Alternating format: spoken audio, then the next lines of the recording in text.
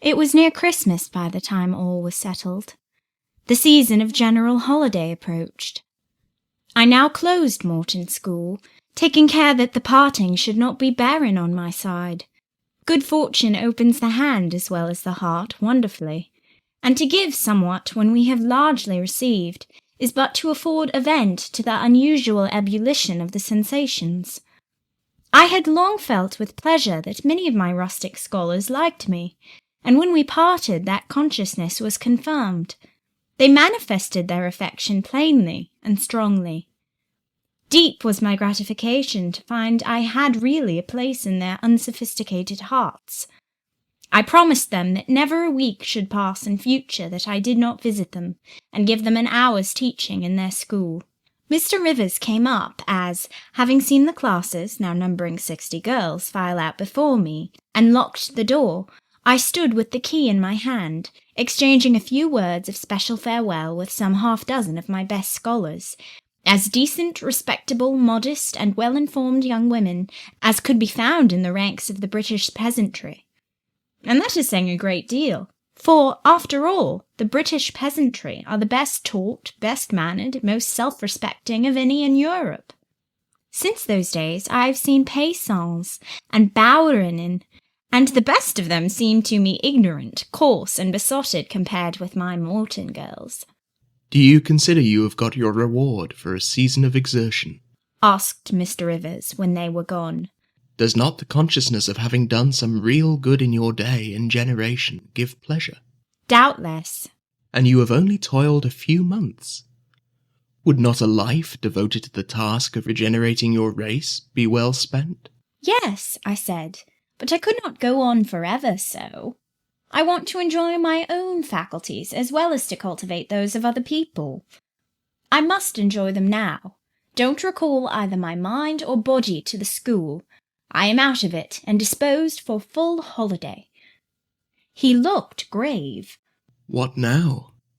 What sudden eagerness is this you evince? What are you going to do? To be active as I can. And first I must beg you to set Hannah at liberty, and get somebody else to wait on you. Do you want her? Yes, to go with me to Moor House. Diana and Mary will be at home in a week, and I want to have everything in order against their arrival. I understand. I thought you were for flying off on some exertion. It is better so. Hannah shall go with you. Tell her to be ready by tomorrow, then, and here is the schoolroom key. I will give you the key of my cottage in the morning. He took it. You give it up very gleefully, said he. I don't quite understand your light-heartedness, because I cannot tell what employment you propose to yourself as a substitute for the one you are relinquishing. What aim, what purpose, what ambition in life have you now? My first aim will be to clean down. Do you comprehend the full force of the expression? To clean down Moor House from chamber to cellar. My next, to rub it up with beeswax, oil, and an indefinite number of cloths, till it glitters again. My third, to arrange every chair, table, bed, carpet, with mathematical precision. Afterwards I shall go near to ruin you in coals and peat to keep up good fires in every room. And lastly, the 2 days preceding that on which your sisters are expected will be devoted by Hannah and me to such a beating of eggs, sorting of currants, grating of spices, compounding of Christmas cakes, chopping up of materials for mince pies, and solemnizing of other culinary rites, as words can convey but an inadequate notion of to the uninitiated like you. My purpose, in short, is to have all things in an absolutely perfect state of readiness for Diana and Mary before next Thursday, and my ambition is to give them a beau ideal of a welcome when they come. St. John smiled slightly. Still he was dissatisfied. It is all very well for the present, said he. But seriously, I trust that when the first flush of vivacity is over, you will look a little higher than domestic endearments and household joys. The best things the world has, I interrupted. No, Jane, no. This world is not the scene of fruition. Do not attempt to make it so. nor of rest. Do not turn slothful. I mean, on the contrary, to be busy. Jane, I excuse you for the present. 2 months' grace I allow you for the full enjoyment of your new position, and for pleasing yourself with this late-found charm of relationship. But then, I hope you will begin to look beyond Moor House and Morton, and sisterly society, and the selfish calm and sensual comfort of civilized affluence. I hope your energies will then once more trouble you with their strength. I looked at him with surprise. St. John, I said, I think you are almost wicked to talk so.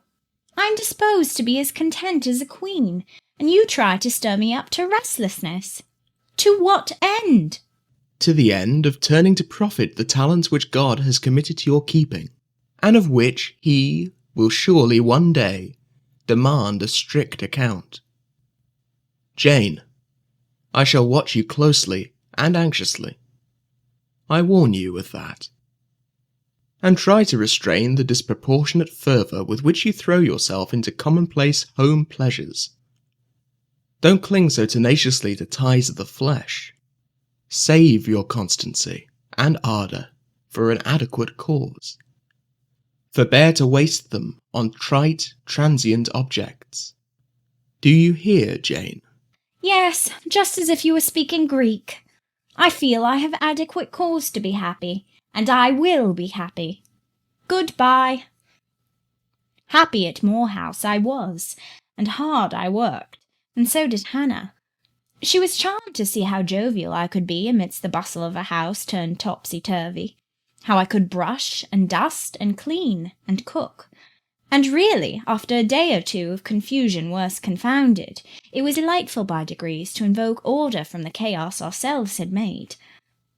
I had previously taken a journey to S to purchase some new furniture, my cousins having given me carte blanche to effect what alterations I pleased, and a sum having been set aside for that purpose. The ordinary sitting-room and bedrooms I left much as they were, for I knew Diana and Mary would derive more pleasure from seeing again the old homely tables and chairs and beds than from the spectacle of the smartest innovations. Still, some novelty was necessary to give their return piquancy with which I wished it to be invested. Dark, handsome new carpets and curtains, an arrangement of some carefully selected antique ornaments in porcelain and bronze, new coverings and mirrors, and dressing-cases for the toilet tables, answered the end. They looked fresh without being glaring.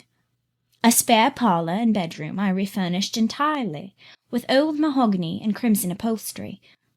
I laid canvas on the passage, and carpets on the stairs.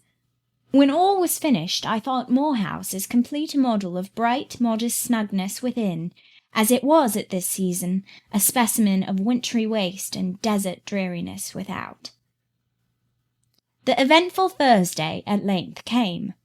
They were expected about dark, and ere dusk fires were lit upstairs and below, the kitchen was in perfect trim. Hannah and I were dressed, and all was in readiness. St. John arrived first. I had entreated him to keep quite clear of the house till everything was arranged, and indeed the bare idea of the commotion, at once sordid and trivial, going on within its walls, sufficed to scare him to estrangement. He found me in the kitchen, watching the progress of certain cakes for tea, then baking. Approaching the hearth, he asked, If I was at last satisfied with housemaid's work. I answered by inviting him to accompany me on a general inspection of the result of my labours. With some difficulty I got him to make the tour of the house. He just looked in at the doors I opened, and when he had wandered upstairs and downstairs, he said I must have gone through a great deal of fatigue and trouble to have effected such considerable changes in so short a time. But not a syllable did he utter, indicating pleasure in the improved aspect of his abode. This silence dampened me. I thought perhaps the alterations had disturbed some old associations he valued. I inquired whether this was the case, no doubt in a somewhat crestfallen tone. Not at all. He had, on the contrary, remarked that I had scrupulously represented every association. He feared, indeed, I must have bestowed more thought on the matter than it was worth. How many minutes, for instance, had I devoted to studying the arrangement of this very room? By the by, could I tell him where such a book was? I showed him the volume on the shelf. He took it down, and withdrawing to his accustomed window recess, he began to read it. Now, I did not like this reader. St. John was a good man, but I began to feel he had spoken truth of himself when he said he was hard and cold. The humanities and amenities of life had no attraction for him, its peaceful enjoyments no charm. Literally, he lived only to aspire. After what was good and great, certainly, but still he would never rest, nor approve of others resting round him. As I looked at his lofty forehead, still and pale as a white stone, at his fine lineaments fixed in study, I comprehended all at once that he would hardly make a good husband, that it would be a trying thing to be his wife. I understood, as by inspiration, the nature of his love for Miss Oliver. I agreed with him that it was but a love of the senses.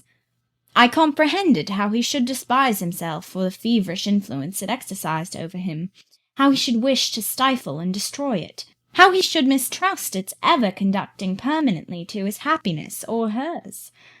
I saw he was of the material from which nature hews her heroes, Christian and pagan, her lawgivers, her statesmen, her conquerors, a steadfast bulwark for great interests to rest upon, but at the fireside too often a cold, cumbrous column, gloomy and out of place. This parlour is not his sphere, I reflected. The Himalayan ridge or Kaffir bush, even the plague-cursed Guinea coast swamp would suit him better. Well may he eschew the calm of domestic life. It is not his element. There his faculties stagnate. They cannot develop or appear to advantage. It is in scenes of strife and danger, where courage is proved, and energy exercised, and fortitude tasked, that he will speak and move the leader and superior. A merry child would have the advantage of him on this hearth. He is right to choose a missionary's career. I see it now. "They're coming, they're coming!" cried Hannah, throwing open the parlour door. At the same moment old Carlo barked joyfully. Out I ran. It was now dark, but a rumbling of wheels was audible. Hannah soon had a lantern lit. The vehicle had stopped at the wicket. The driver opened the door. First one well-known form, then another stepped out. In a minute I had my face under their bonnets, in contact first with Mary's soft cheek, then with Diana's flowing curls. They laughed, kissed me, then Hannah, patted Carlo, who was half wild with delight, asked eagerly if all was well, and being assured in the affirmative, hastened into the house. They were stiff with their long and jolting drive from Whitcross, and chilled with the frosty night air, but their pleasant countenances expanded to the cheerful firelight. While the driver and Hannah brought in the boxes, they demanded St. John. At this moment he advanced from the parlour. They both threw their arms round his neck at once. He gave each one quiet kiss, said in a low tone a few words of welcome, stood a while to be talked to, and then, intimating that he supposed they would soon rejoin him in the parlour, withdrew there as to a place of refuge. I had lit their candles to go upstairs, but Diana had first to give hospitable orders respecting the driver. This done, both followed me. They were delighted with the renovation and decorations of their rooms, with the new drapery and fresh carpets and rich tinted china vases. They expressed their gratification ungrudgingly. I had the pleasure of feeling that my arrangements met their wishes exactly, and that what I had done added a vivid charm to their joyous return home.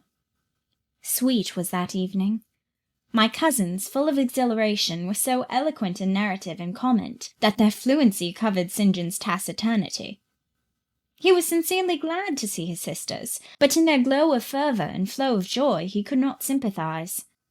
The event of the day, that is, the return of Diana and Mary, pleased him, but the accompaniments of that event, the glad tumult, the garrulous glee of reception, irked him. I saw he wished the calmer morrow was come. In the very meridian of the night's enjoyment, about an hour after tea, a rap was heard at the door. Hannah entered with the intimation that a poor lad was come at that unlikely time to fetch Mr. Rivers to see his mother, who was drawing away. Where does she live, Hannah? Clear up at Whitcross Brow, almost 4 miles off, and moor and moss all the way. Tell him I will go. I'm sure, sir, you had better not. It's the worst road to travel after dark that can be. There's no track at all over the bog. And then it is such a bitter night, the keenest wind you ever felt. You had better send word, sir, that you will be there in the morning. But he was already in the passage, putting on his cloak, and without one objection, one murmur, he departed. It was then 9 o'clock. He did not return till midnight. Starved and tired enough he was, but he looked happier than when he set out. He had performed an act of duty, made an exertion, felt his own strength to do and deny, and was on better terms with himself. I am afraid the whole of the ensuing week tried his patience. It was Christmas week. We took to no settled employment, but spent it in a sort of merry domestic dissipation. The air of the moors, the freedom of home, the dawn of prosperity, acted on Diana and Mary's spirits like some life-giving elixir. They were gay from morning till noon, and from noon till night. They could always talk, and their discourse, witty, pithy, original, had such charms for me that I preferred listening to and sharing in it to doing anything else. St. John did not rebuke our vivacity, but he escaped from it. He was seldom in the house. His parish was large, the population scattered, and he found daily business in visiting the sick and poor in its different districts. One morning at breakfast, Diana, after looking a little pensive for some minutes, asked him, if his plans were yet unchanged. Unchanged and unchangeable, was the reply. And he proceeded to inform us that his departure from England was now definitively fixed for the ensuing year. And Rosamond Oliver? Suggested Mary, the words seeming to escape her lips involuntarily, for no sooner had she uttered them than she made a gesture as if wishing to recall them. St. John had a book in his hand. It was his unsocial custom to read at meals. He closed it and looked up. Rosamond Oliver, said he, is about to be married to Mr. Granby, one of the best connected and most estimable residents in S. Grandson and heir to Sir Frederick Granby. I had the intelligence from her father yesterday. His sisters looked at each other, and at me. We all three looked at him. He was serene as glass. The match must have been got up hastily, said Diana. They cannot have known each other long. But 2 months. They met in October at the country ball at S. But where there are no obstacles to a union, as in the present case, where the connection is in every point desirable, delays are unnecessary. They will be married as soon as S Place, which Sir Frederick gives up to them, can be refitted for their reception.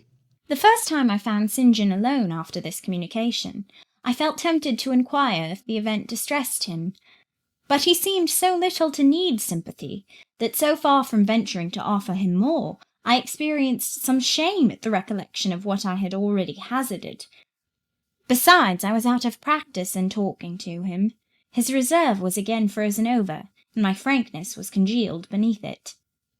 He had not kept his promise of treating me like his sisters. He continually made little chilling differences between us, which did not at all tend to the development of cordiality. In short, now that I was acknowledged his kinswoman, and lived under the same roof with him, I felt the distance between us to be far greater than when he had known me only as the village schoolmistress. When I remembered how far I had once been admitted to his confidence, I could hardly comprehend his present frigidity. Such being the case, I felt not a little surprised when he raised his head suddenly from the desk over which he was stooping, and said, You see, Jane, the battle is fought, and the victory won. Startled at being thus addressed, I did not immediately reply. After a moment's hesitation, I answered, But are you sure you are not in the position of those conquerors whose triumphs have cost them too dear? Would not such another ruin you? I think not. And if I were, it does not much signify. I shall never be called upon to contend for such another. The event of the conflict is decisive. My way is now clear. I thank God for it." So saying, he returned to his papers and his silence. As our mutual happiness, i.e. Diana's, Mary's, and mine, settled into a quieter character, and we resumed our usual habits and regular studies, St. John stayed more at home. He sat with us in the same room, sometimes for hours together. While Mary drew, Diana pursued a course of encyclopedic reading she had, to my awe and amazement, undertaken, and I fagged away at German. He pondered a mystic lore of his own, that of some Eastern tongue, the acquisition of which he thought necessary to his plans. Thus engaged, he appeared sitting in his own recess, quiet and absorbed enough. But that blue eye of his had a habit of leaving the outlandish-looking grammar, and wandering over, and sometimes fixing upon us, his fellow students, with a curious intensity of observation. If caught, it would be instantly withdrawn, yet ever and anon it returned searchingly to our table. I wondered what it meant. I wondered, too, at the punctual satisfaction he never failed to exhibit on an occasion that seemed to me of small moment, namely my weekly visit to Morton School. And still more was I puzzled when, if the day was unfavourable, if there was snow or rain or high wind, and his sisters urged me not to go, he would invariably make light of their solicitude, and encourage me to accomplish the task without regard to the elements. "Jane is not such a weakling as you would make her," he would say. "She can bear a mountain blast, or a shower, or a few flakes of snow as well as any of us. Her constitution is both sound and elastic, better calculated to endure variations of climate than many more robust."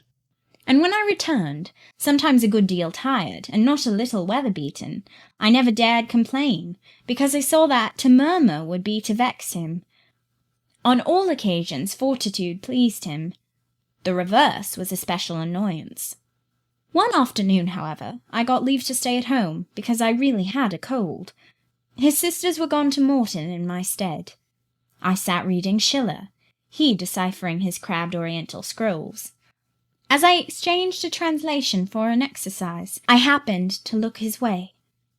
There I found myself under the influence of the ever-watchful blue eye. How long it had been searching me through and over, I cannot tell. So keen was it, and yet so cold, I felt for the moment superstitious, as if I were sitting in the room with something uncanny. "Jane, what are you doing?" Learning German. "I want you to give up German and learn Hindustani." You are not in earnest.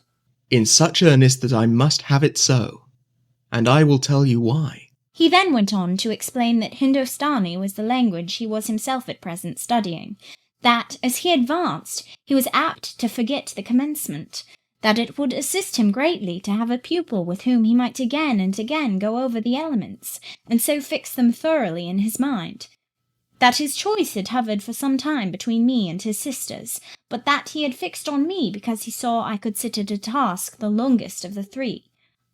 Would I do him this favour? I should not, perhaps, have to make the sacrifice long, as it wanted now barely 3 months to his departure. St. John was not a man to be lightly refused.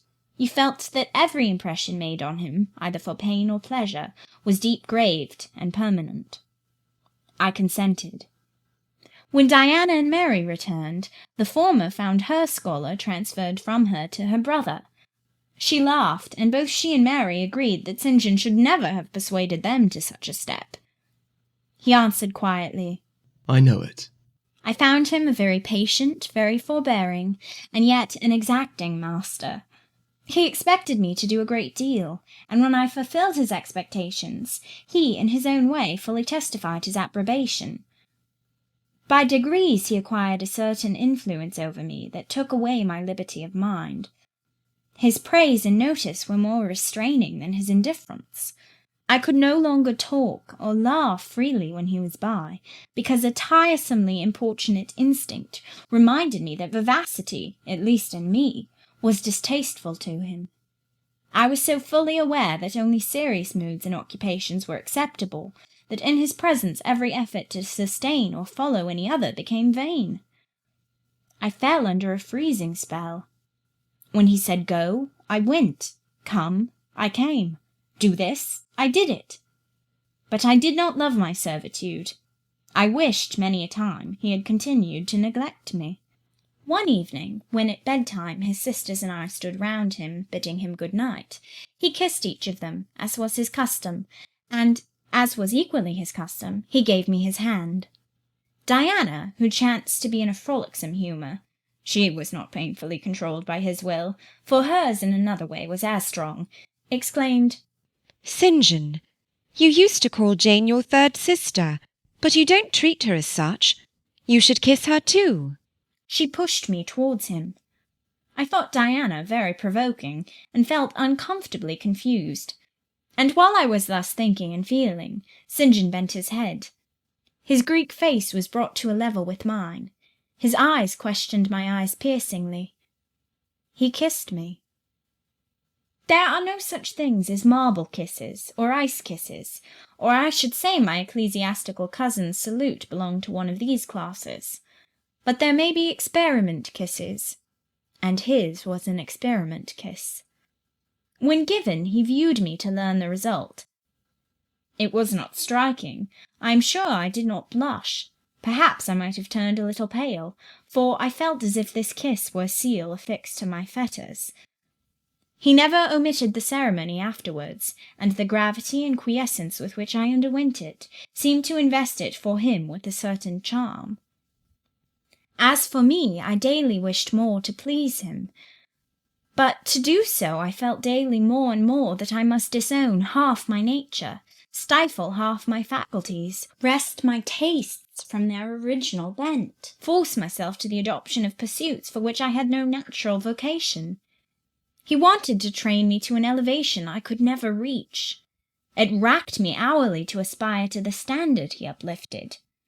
The thing was as impossible as to mould my irregular features to his correct and classic pattern, to give to my changeable green eyes the sea-blue tint and solemn lustre of his own. Not his ascendancy alone, however, held me in thrall at present. Of late it had been easy enough for me to look sad. A cankering evil sat at my heart and drained my happiness at its source, the evil of suspense. Perhaps you think I had forgotten Mr. Rochester, reader, amidst these changes of place and fortune. Not for a moment. His idea was still with me, because it was not a vapour sunshine could disperse, nor a sand-traced effigy storms could wash away. It was a name graven on a tablet, fated to last as long as the marble it inscribed. The craving to know what had become of him followed me everywhere. When I was at Morton, I re-entered my cottage every evening to think of that, and now at Moor House I sought my bedroom each night to brood over it. In the course of my necessary correspondence with Mr. Briggs about the will, I had inquired if he knew anything of Mr. Rochester's present residence and state of health, but, as St. John had conjectured, he was quite ignorant of all concerning him. I then wrote to Mrs. Fairfax, entreating information on the subject. I had calculated with certainty on this step answering my end. I felt sure it would elicit an early answer. I was astonished when a fortnight passed without reply, but when 2 months wore away, and day after day the post arrived and brought nothing for me, I fell a prey to the keenest anxiety. I wrote again. There was a chance of my first letter having missed. Renewed hope followed renewed effort. It shone like the former for some weeks. Then, like it faded, flickered. Not a line, not a word reached me. When half a year wasted in vain expectancy, my hope died out, and then I felt dark indeed. A fine spring shone round me, which I could not enjoy. Summer approached. Diana tried to cheer me. She said I looked ill, and wished to accompany me to the seaside. This St. John opposed. He said I did not want dissipation. I wanted employment. My present life was too purposeless. I required an aim. and I suppose by way of supplying deficiencies, he prolonged still further my lessons in Hindustani, and grew more urgent in requiring their accomplishment. And I, like a fool, never thought of resisting him. I could not resist him. One day I had come to my studies in lower spirits than usual. The ebb was occasioned by a poignantly felt disappointment. Hannah had told me in the morning there was a letter for me, and when I went down to take it, almost certain that the long-looked-for tidings were vouchsafed me at last, I found only an unimportant note from Mr. Briggs on business. The bitter cheque had wrung from me some tears, and now, as I sat poring over the crabbed characters and flourishing tropes of an Indian scribe, my eyes filled again. St. John called me to his side to read. In attempting to do this, my voice failed me. Words were lost in sobs. He and I were the only occupants of the parlour. Diana was practising her music in the drawing-room. Mary was gardening. It was a very fine May day, clear, sunny, and breezy. My companion expressed no surprise at this emotion, nor did he question me as to its cause. He only said, "We will wait a few minutes, Jane, till you are more composed." And while I smothered the paroxysm with all haste, he sat calm and patient, leaning on his desk, and looking like a physician watching with the eye of science an expected and fully understood crisis in a patient's malady. Having stifled my sobs, wiped my eyes, and muttered something about not being very well that morning, I resumed my task, and succeeded in completing it. St. John put away my books and his, locked his desk, and said, "Now, Jane, you shall take a walk, and with me." "I will call Diana and Mary." "No. I want only one companion this morning, and that must be you. Put on your things. Go out by the kitchen door. Take the road towards the head of Marsh Glen. I will join you in a moment." I know no medium. I never in my life have known any medium in my dealings with positive hard characters, antagonistic to my own, between absolute submission and determined revolt. I have always faithfully observed the one, up to the very moment of bursting, sometimes with volcanic vehemence, into the other, and as neither present circumstances warranted, nor my present mood inclined me to mutiny, I observed careful obedience to St. John's directions, and in 10 minutes I was treading the wild track of the glen, side by side with him. The breeze was from the west. It came over the hills, sweet with scents of heath and rush. The sky was of stainless blue. The stream descending the ravine, swelled with past spring rains, poured along plentiful and clear, catching golden gleams from the sun and sapphire tints from the firmament. As we advanced and left the track, we trod a soft turf, mossy fine and emerald green, minutely enamelled with a tiny white flower, and spangled with a star-like yellow blossom. The hills, meantime, shut us quite in, for the glen towards its head wound to their very core.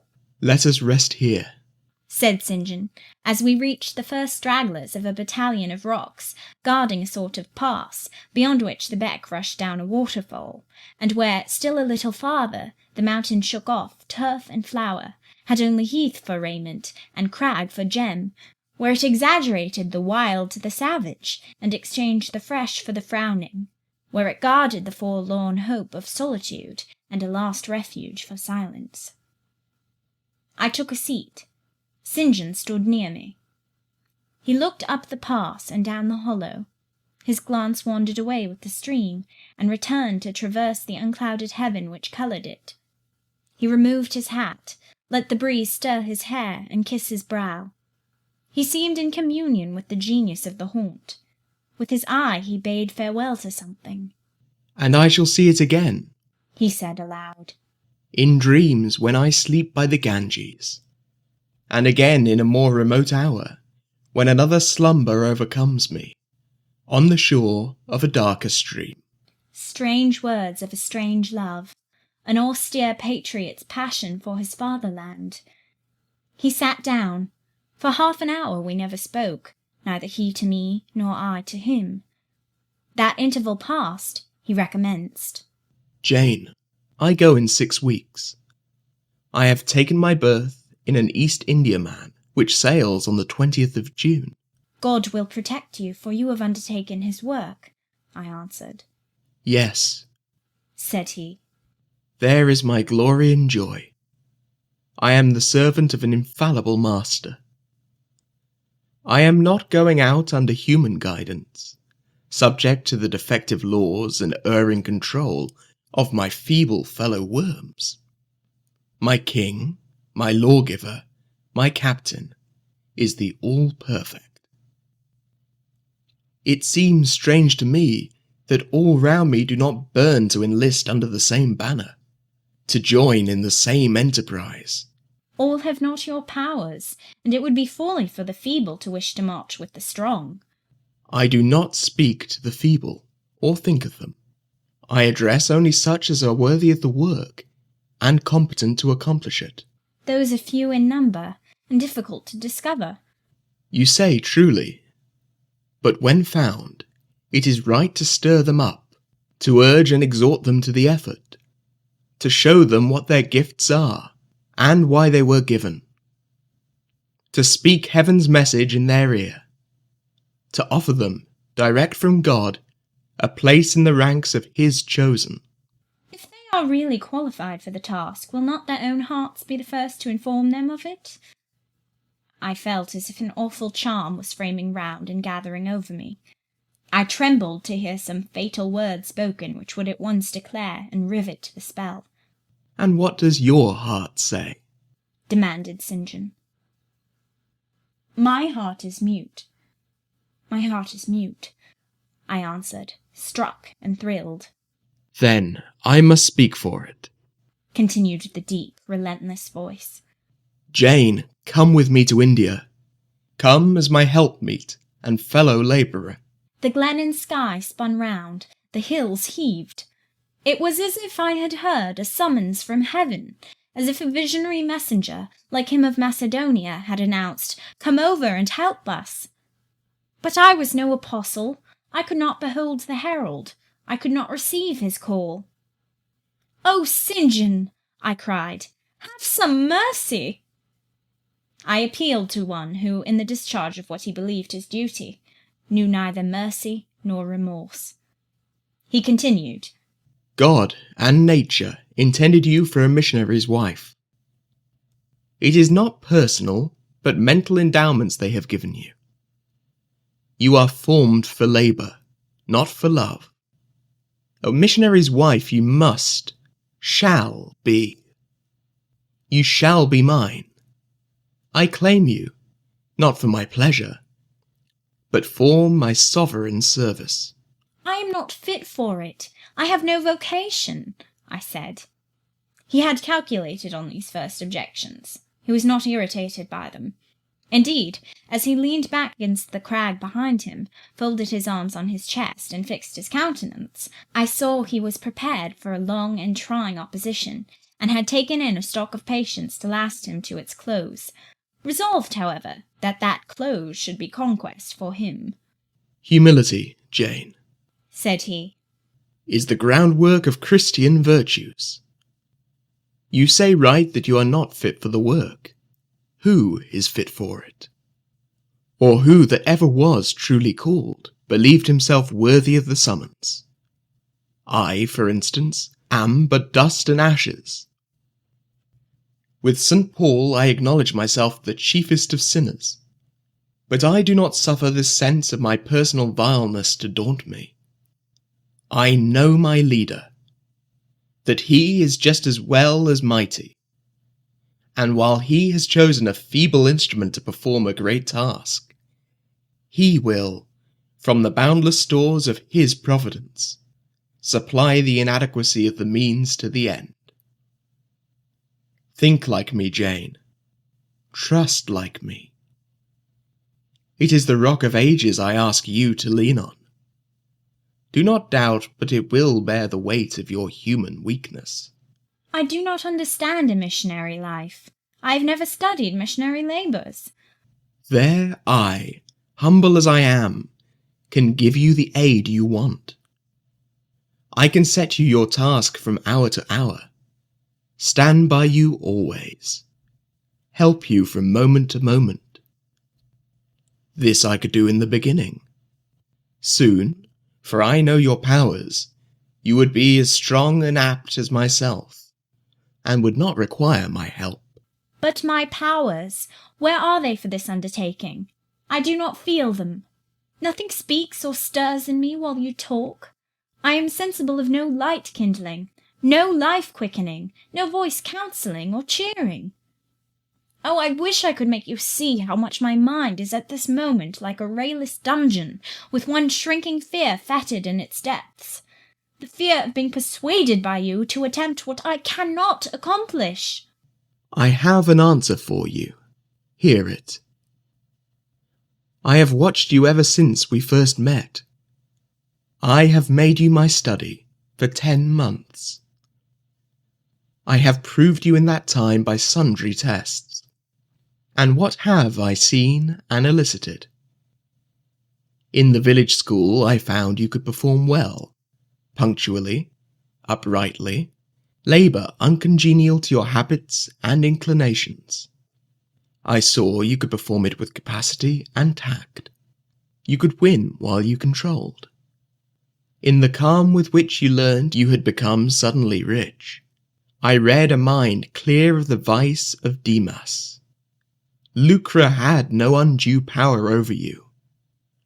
In the resolute readiness with which you cut your wealth into 4 shares, keeping but one to yourself, and relinquishing the 3 others to the claim of abstract justice, I recognized a soul that revelled in the flame and excitement of sacrifice.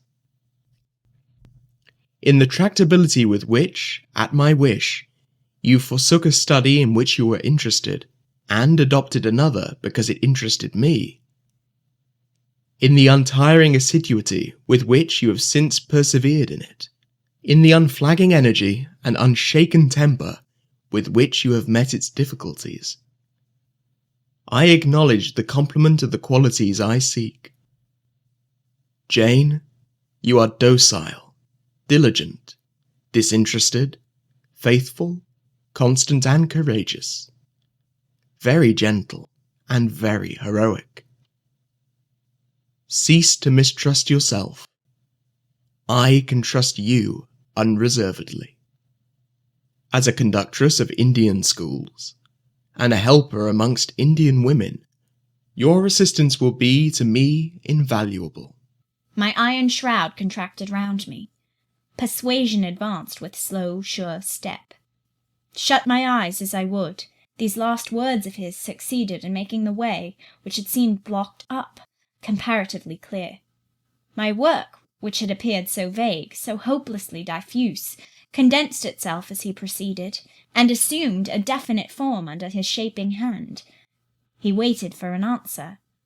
I demanded a quarter of an hour to think, before I again hazarded a reply.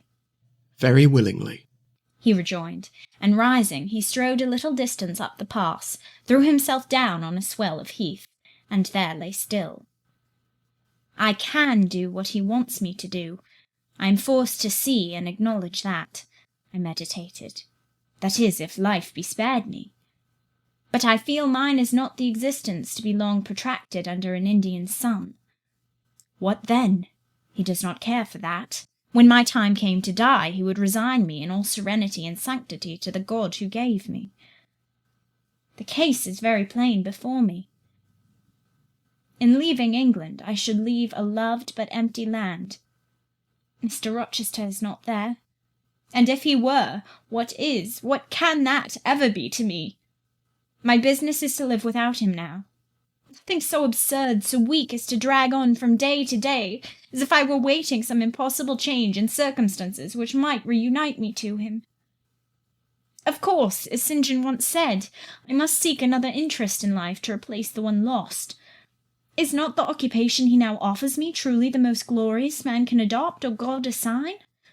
Is it not by its noble cares and sublime results the one best calculated to fill the void left by uptorn affections and demolished hopes? I believe I must say yes, and yet I shudder. Alas, if I join St. John, I abandon half myself. If I go to India, I go to premature death. And how will the interval between leaving England for India and India for the grave be filled? Oh, I know well. That too is very clear to my vision. By straining to satisfy St. John till my sinews ache, I shall satisfy him to the finest central point and farthest outward circle of his expectations. If I do go with him, if I do make the sacrifice he urges, I will make it absolutely. I will throw all on the altar, heart, vitals, the entire victim. He will never love me, but he shall approve me. I will show him energies he has not yet seen, resources he has never suspected. Yes, I can work as hard as he can, and with as little grudging. Consent, then, to his demand is possible, but for one item, one dreadful item. It is that he asks me to be his wife, and has no more of a husband's heart for me than that frowning giant of a rock down which the stream is foaming in yonder gorge. He prizes me as a soldier would a good weapon, and that is all.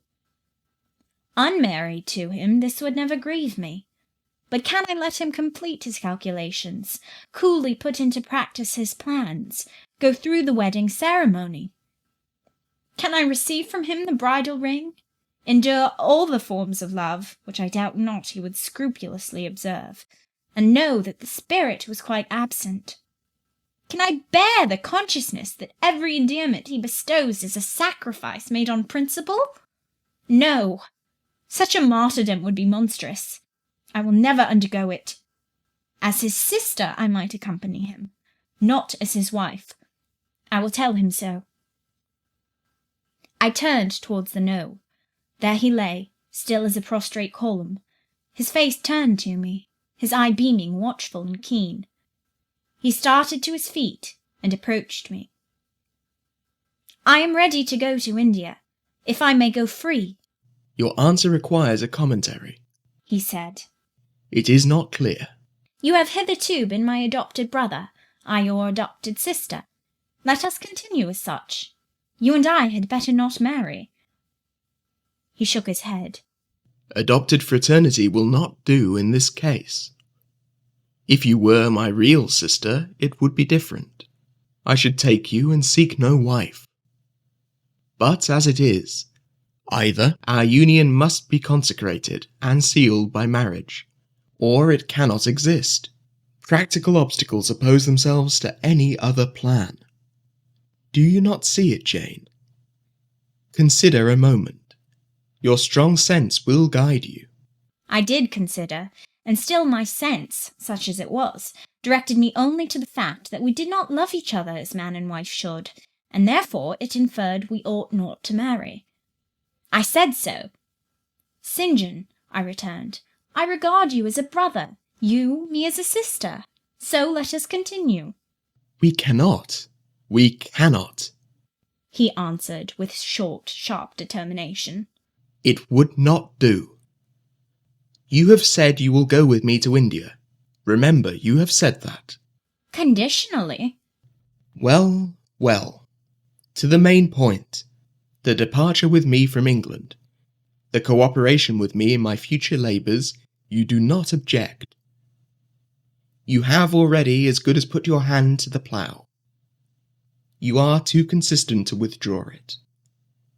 You have but one end to keep in view. How the work you have undertaken can best be done. Simplify your complicated interests, feelings, thoughts, wishes, aims. Merge all considerations in one purpose, that of fulfilling with effect, with power, the mission of your great master.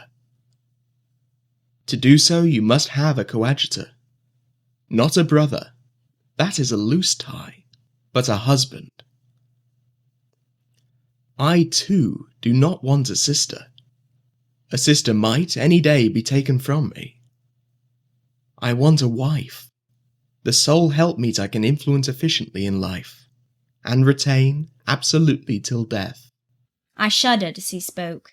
I felt his influence in my marrow, his hold on my limbs. Seek one elsewhere than in me, St. John. Seek one fitted to you. One fitted to my purpose, you mean? fitted to my vocation. Again, I tell you, it is not the insignificant private individual, the mere man with the man's selfish senses, I wish to mate. It is the missionary. And I will give the missionary my energies. It is all he wants, but not myself. That would be only adding the husk and shell to the kernel. For them he has no use. I retain them. You cannot. You ought not. Do you think God will be satisfied with half an oblation? Will he accept a mutilated sacrifice? It is the cause of God I advocate. It is under his standard I enlist you. I cannot accept, on his behalf, a divided allegiance. It must be entire. Oh, I will give my heart to God, I said. You do not want it. I will not swear, reader, that there was not something of repressed sarcasm, both in the tone in which I uttered the sentence, and in the feeling that accompanied it. I had silently feared St. John till now, because I had not understood him. He had held me in awe, because he had held me in doubt. How much of him was saint, how much mortal, I could not heretofore tell, but revelations were being made in this conference. The analysis of his nature was proceeding before my eyes. I saw his fallibilities. I comprehended them. I understood that, sitting there where I did, on the bank of heath, and with that handsome form before me, I sat at the feet of a man, caring as I. The veil fell from his hardness and despotism.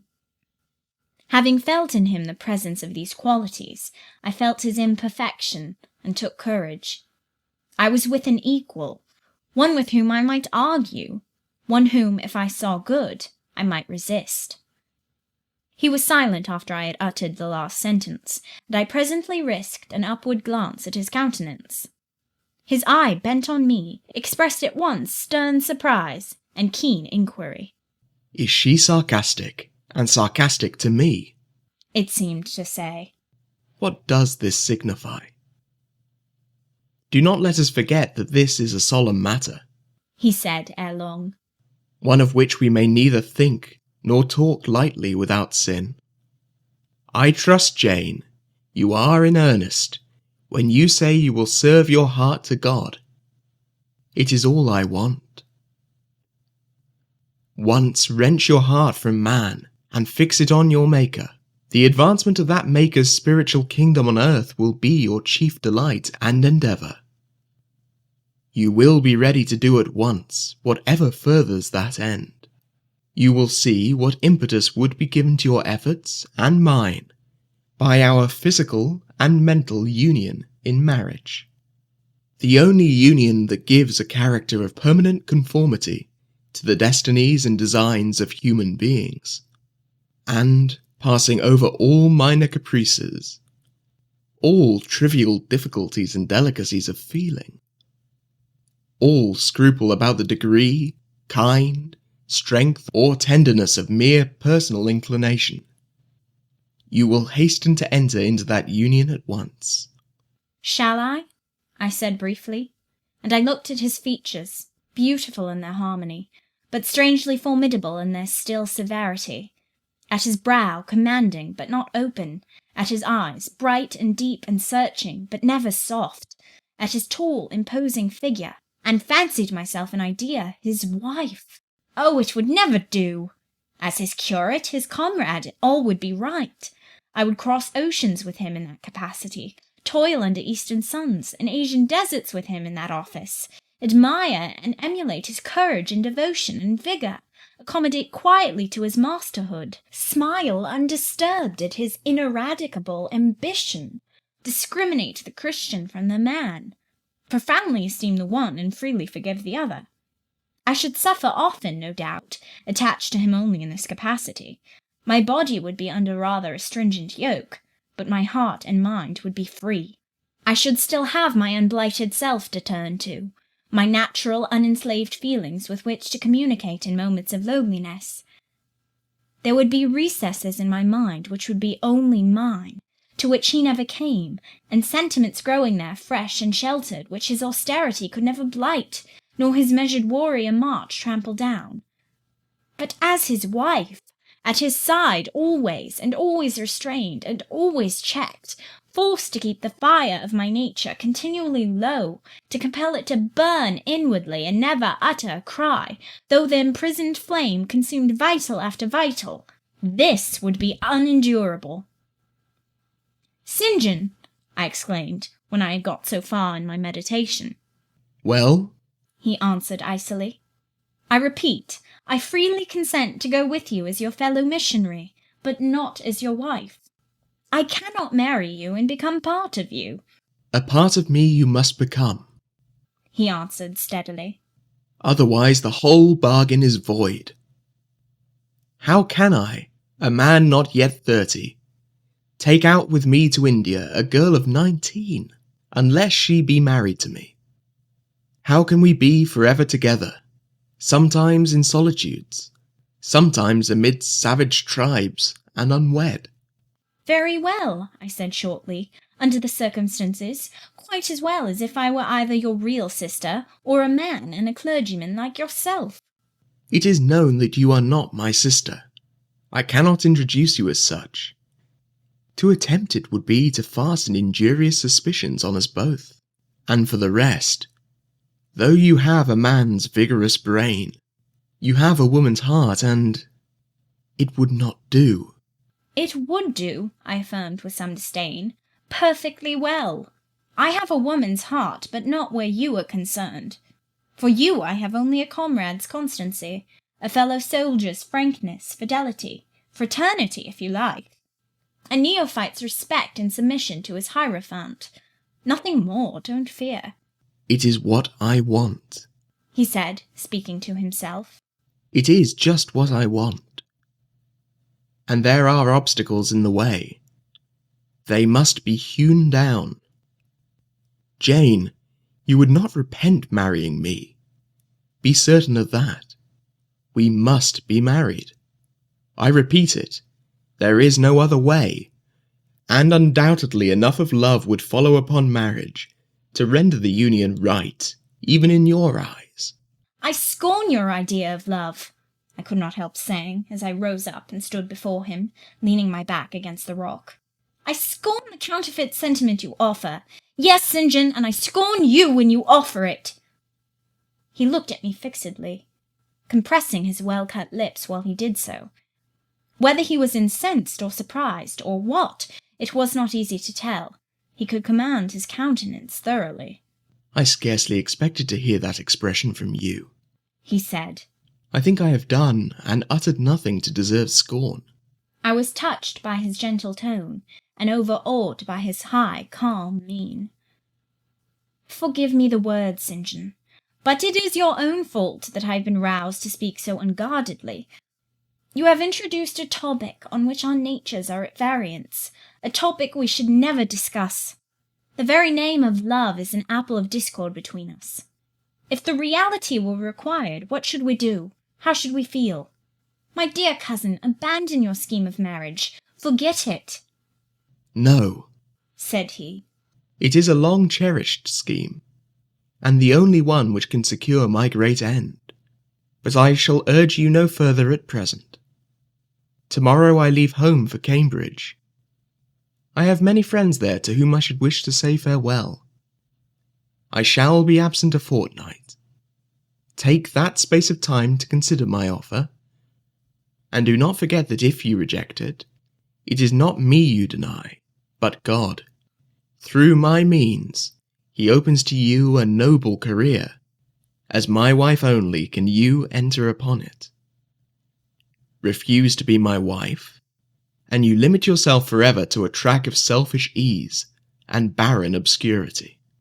Tremble lest, in that case, you should be numbered with those who have denied the faith, and are worse than infidels." He had done. Turning from me, he once more looked to river, looked to hill. But this time his feelings were all pent in his heart. I was not worthy to hear them uttered. As I walked by his side homeward, I read well in his eye and silence all he felt towards me. The disappointment of an austere and despotic nature, which has met resistance where it expected submission, the disapprobation of a cool, inflexible judgment, which has detected in another feelings and views in which it has no power to sympathize. In short, as a man, he would have wished to coerce me into obedience. It was only as a sincere Christian he bore so patiently with my perversity, and allowed so long a space for reflection and repentance. That night, after he had kissed his sisters, he thought proper to forget even to shake hands with me, but left the room in silence. I, who, though I had no love, had much friendship for him, was hurt by the marked omission, so much hurt that tears started to my eyes. "I see you and St. John have been quarrelling, Jane," said Diana, "during your walk on the moor. But go after him. He is now lingering in the passage expecting you. He will make it up." I have not much pride under such circumstances. I would always rather be happy than dignified, and I ran after him. He stood at the foot of the stairs. "Good night, St. John," said I. "Good night, Jane," he replied calmly. "Then shake hands," I added. What a cold, loose touch he impressed on my fingers. He was deeply displeased by what had occurred that day. Cordiality would not warm, nor tears move him. No happy reconciliation was to be had with him, no cheering smile or generous word. But still the Christian was patient and placid, and when I asked him if he forgave me, he answered that he was not in the habit of cherishing the remembrance of vexation, that he had nothing to forgive, not having been offended. And with that answer he left me. I would much rather he had knocked me down.